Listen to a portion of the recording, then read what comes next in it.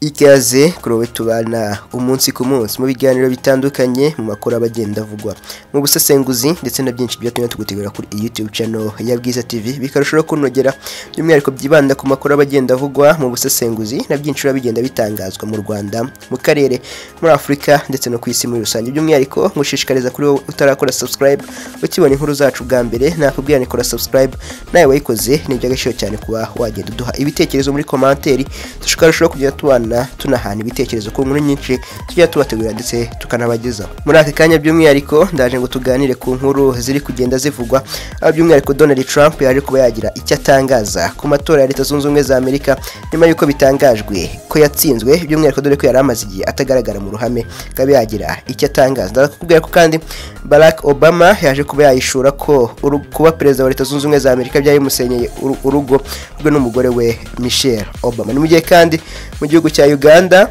Bobi Wine akomeje kwikoma inzego z'umutekano by'umwihariko azishija kumuhohotera mu bikorwa bye byo kwiyamamaza kanze nguramburira amakuru by'umwihariko reka mere aho perezida wa Leta Zunze Ubumwe za Amerika Donald Trump yagaragaye mu ruhame bwa mbere kuva byatangazwa ko Joe Biden ari we watsinze amatora aheruka gusa yirinze kuvuga ko yemera iyo ntsinzi y'uwo bari bahanganye. Trump yagaragaye mu kiganiro n'abanyamakuru cyabereye muri White House cyavugaga ku ngamba zo kwirinda no kurwanya coronavirus. Ni icyorezo kimaze gushegesha iki gihugu mu mpande zose harimo ko kuva cyakwaduka ku isi kimaze guhitana abaturage bo muri Leta Zunze Ubumwe za Amerika babarirwa mu bihumbi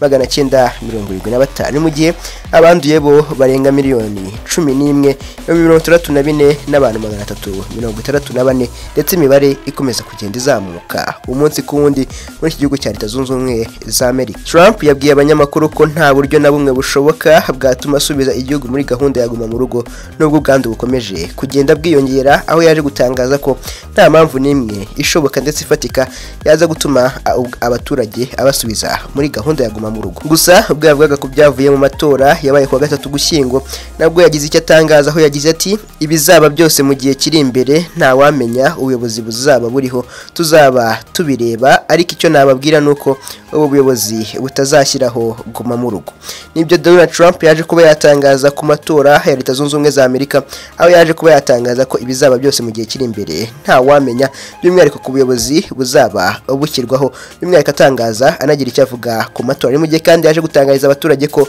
nta gahunda ubuyobozi bwe buzashyiraho yo guma mu rugo dore ko icyorezo cya coronavirus muri iki gihugu gikomeje kugenda cyiyongera. Ni mu gihe kugeza ubu ngubu igikorwa cyo kubarura amajwi muri Leta Zunze Ubumwe za Amerika gikomeje aho leta zimwe na zimwe nubwo byatangajwe ko Biden ari we wegukanye intsinzi umunsi ku wundi leta zigenda zitangaza amajwi aho Biden agikomeza kwanikira ndetse no kuzamuka mu majwi aho ngo amaje kugera mu majwi 360 ni mu gihe Donald Trump we ari mu majwi 232 yonyine by'umwihariko nk'uko byanatangajwe ko Joe Biden ari waje kuba yatsinda amatora nyuma yuko yujuje amajwi shingiro yasabwaga yo kuba yaba perezida by'umwihariko amajwi shingiro yageraga kuri 270 gusa uyu mugabo bigaragara ko amaje kwanikira cyane Donald Trump dore ko amaje kugera mu majwi 306. Ni mu gihe kandi Barack Obama yahishuye ko kuba perezida byari bishize urugo rwe na Michelle Obama mu mazi abiri. Barack Obama wabaye perezida wa Leta Zunze Ubumwe za Amerika wa 44 kuva muri 2009 kugeza muri 2017 yahishuye ko kuyobora igihugu byari bigiye kumusenyera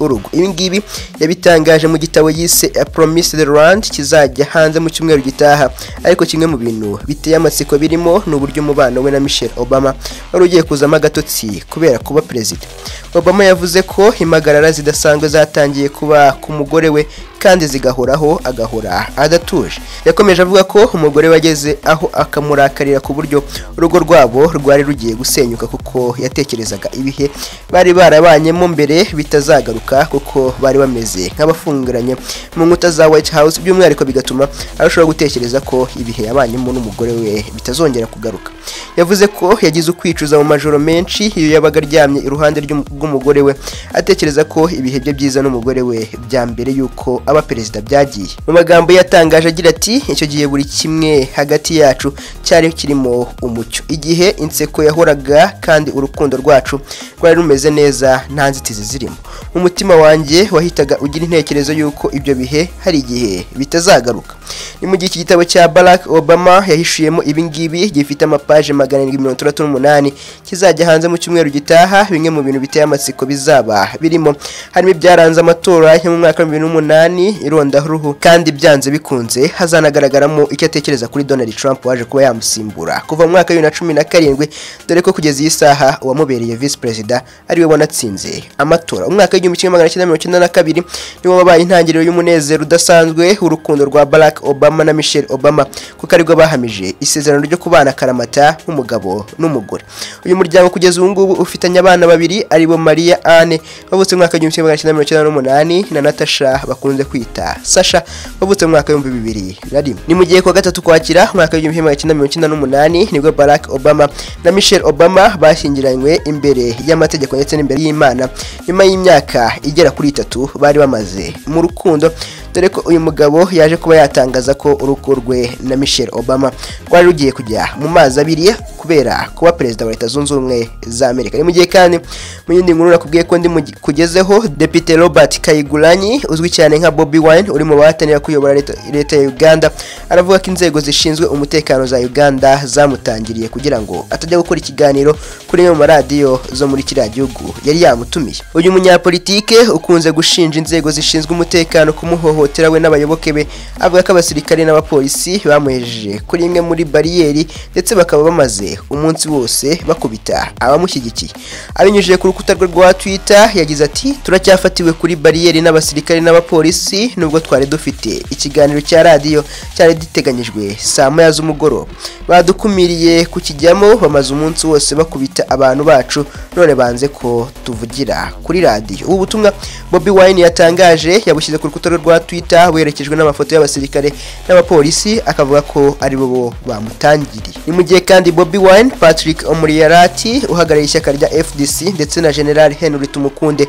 umwe mu bakandida perezida muri Uganda bakunze gushinja inzego z'umutekano ko zibahohotera no kubata muri yombi bya hato na hato, bo bagashinjwa imyitwarire mibi irimo kugenda batubahiriza amabwiriza yo kwiyamamaza. Ni mu gihe kandi inzego z'umutekano Bobi Wine akunze kugongana nazo aheruka gusezeranya abazirimo ko naramuka atoreye kuyobora Uganda azahita abongerera umushahara byibura umusirikare akajya ahembwa miliyoni y'amashiringi ya Uganda, kuko ikitabuze ari amafaranga muri iki gihugu cya Uganda, by'umwihariko dore ko ngo kuri guverinoma ye azongeza umushahara w'abasirikare n'abapolisi ukagera kuri miliyoni 1 y'amashiringi muri rusange. Ngibyo ibyo amakuru ari kugenda atangazwa, by'umwihariko ku makuru nagiye nkugezaho, aho by'umwihariko nahereye ku nkuru ya Donald Trump aho yaje kugira icyo atangaza bwa nyuma na nyuma ku matora ya Leta Zunze Ubumwe za Amerika, aho yaje kuvuga ko mu gihe kiri imbere nta wamenya uzayoboye Leta Zunze Ubumwe za Amerika, dore ko nyuma yuko Donald Trump atsinzwe amatora nibwo bwa mbere yaravugiye mu ruhame nyuma yuko yari gutangaza ku bijyanye n'icyorezo cya coronavirus gikomeje gushekesha cyane Leta Zunze Ubumwe za Amerika,